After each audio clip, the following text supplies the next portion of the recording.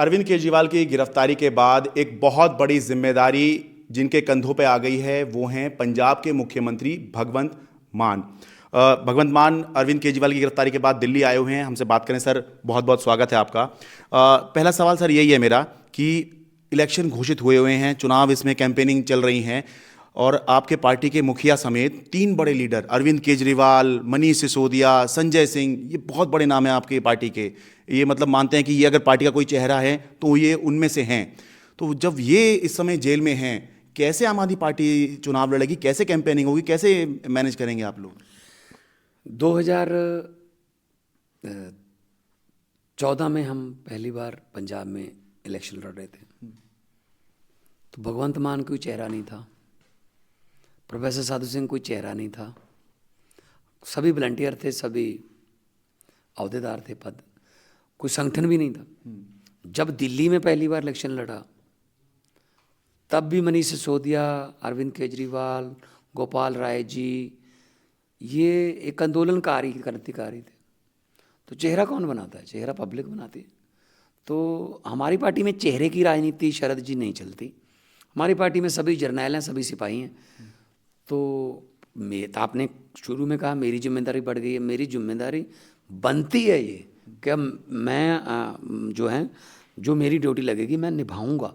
हाँ, मेरी duty campaign में लगेगी, क्योंकि चलो भगवान का थोड़ा दिया हुआ टैलेंट है कि पब्लिक की लैंग्वेज में बोल लेते हैं, लोगों से लोगों की भाषा में बात समझा देते हैं। तो जाऊंगा, गुजरात भी जाऊंगा, पूरे देश में जाऊंगा मैं। लेकिन पब्लिक तो केजरीवाल को मांगती है कि केजरीवाल की पार्टी, नो डाउट आप चेहरा है, बड़ा चेहरा है पार्टी का, उसमें कोई डाउट नहीं, लेकिन केजरीवाल लोग दिखना भी तो। केजरीवाल जी भी आ जाएंगे, हमें माननीय न्यायालय पर बहुत यकीन है, विश्वास है, वो बाहर आएंगे। लेकिन केजरीवाल एक व्यक्ति नहीं है, केजरीवाल एक सोच है। केजरीवाल को गिरफ्तार कर लोगे, सोच को कैसे गिरफ्तार करोगे? जो लाखों करोड़ों केजरीवाल पैदा हो चुके हैं देश में, उनका क्या करोगे? तो ये एक पॉलिटिकल वेंडेंटा है कि बदलाखोरी है कि अपनी सारी विपक्ष की पार्टियों के बड़े नेताओं को अंदर कर दो, उनके खाते सीज कर दो, फ्रीज कर दो, नेता फ्रीज कर दो। तो ये फिर अगर 370 से ऊपर का आपको इतनी अहंकार है, अहंकार कहूँगा मैं, तो फिर आप हमें कम से कम इलेक्शन तो लड़ने दें। ये तो पूतने वाला काम हो गया। 88% वोट पड़ गए, 12% जो नहीं पड़े वो खराब हुए वोट, विरोध में नहीं पड़े। 30 तक राष्ट्रपति, 40 तक भी बन जाएगा। ये कोई ऐसे थोड़ा होता। ये आज 23 मार्च है शरद, आज के दिन 23 मार्च 1931 को शहीद आजम भगत सिंह राजगुरु सुखदेव को फांसी हुई थी। वो क्या मांग रहे थे? वो डेमोक्रेसी मांग रहे थे कि अंग्रेज़ लोग अब चले जाएं, हम अपने नेता खुद चुनेंगे वोट के जरिए। उनकी कुर्बानी की वजह से डेमोक्रेसी आ गई।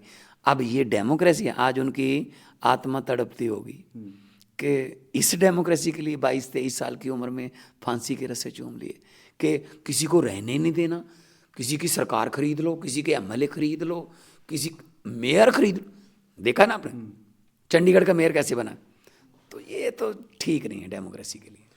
ईडी ने बहुत संगीन आरोप लगाए हैं और ये अरविंद केजरीवाल को किंगपिन बताया है इस पूरे कथित घोटाले का, और 100 करोड़ रुपए की घूस का आरोप जो है वो ईडी ने लगाया है। 100 करोड़ रुपए की घूस ली गई है, ये ईडी का आरोप है। ये आरोप है ना। हाँ।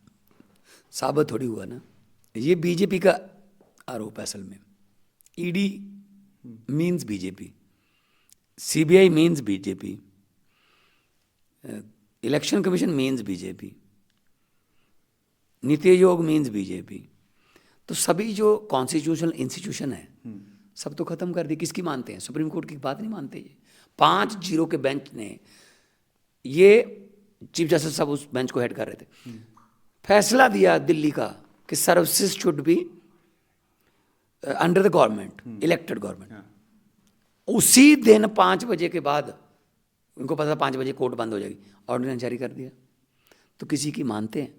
अब इनको ये है कि बस हम ही हम रहें, ऐसा नहीं हो सकता। हुकूमत वो करते हैं जिनका दिलों पर राज होता है।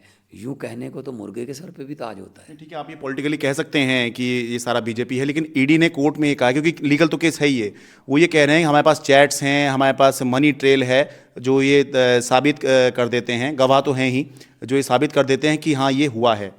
शरद रेड्डी एक बंदा, 20 बयान उसके ये हैं कि मैं केजरीवाल को जानता नहीं, मैं कभी मिला नहीं, उसको गिरफ्तार कर लिया जाता है। जेल में से उसका 21वां बयान आता है, हाँ जी मैं जानता हूँ, उसने मुझे कहा था इसको पैसे दे दो। वही शरद रेड्डी इलेक्ट्रिक बॉन्ड वाले मामले में जब आया है, वही शरद रेड्डी जेल में जाने के 10 दिन बाद 55 करोड़ के बॉन्ड खरीद रहा है बीजेपी के पक्ष में। कमाल है यार, हमारे पास कहाँ से पैसे कमाने होते तो अरविंद केजरीवाल इनकम टैक्स के कमिश्नर थे, उनकी पत्नी कमिश्नर है, उन्होंने भी इस्तीफा दे दिया। वहाँ से मैं बहुत फेमस आर्टिस्ट था, आप तो मुझे जानते हो, तो मतलब पैसे कमाने होते हम अपने अपने फील्ड से, अपने अपने टैलेंट से कमा लेते। ये कौन होते हैं? 8,000 करोड़ का इलेक्ट्रिक बॉन्ड से इनको पैसा मिला, वो कह रहे हैं चंदा है। भाई साहब, अगर आपको मोदी की वेब पर यकीन है तो चंदा क्यों इकट्ठा करना है? 7 स्टार आपने बना लिया अपना ऑफिस और पैसे से आप इलेक्शन जीत रहे हो, तो ये चल नहीं सकता। इनको ये है तमिलनाडु, पश्चिम बंगाल, कर्नाटका, तमिलनाडु, पश्चिम बंगाल, कर्नाटका, अपना पंजाब, दिल्ली, केरला, इनके राज्यपाल ही क्यों हमारे से पंगे ले रहे हैं मुख्यमंत्रियों से? कभी गुजरात के राज्यपाल ने या यूपी के राज्यपाल ने क्यों नहीं चिट्ठी लिखी उनको? वहाँ सब सही हो रहा है। ये थोड़ी है, वो तो वो बहुत होगी ना कि मेरा कुत्ता टॉमी, तेरा कुत्ता कुत्ता, ये थोड़ी बात होती है यार।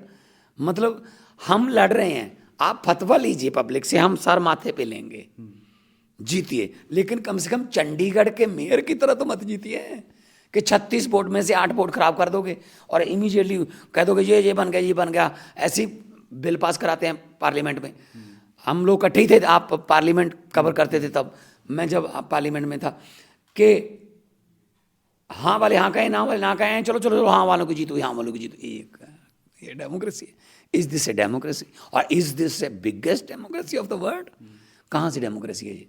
सो ये तो देश को, संविधान को, बाबा साहब के लिखे हुए संविधान को बचाने की ज़रूरत है। हम लोग आगे आएंगे, भगवान हमें समत बख्शे, परमात्मा हमें समत बख्शे, हम आएंगे। सर बहुत बहुत धन्यवाद। दिल्ली से अपने कैमरा सहयोगी कमलकांत के साथ मैं शरद शर्मा, NDTV इंडिया।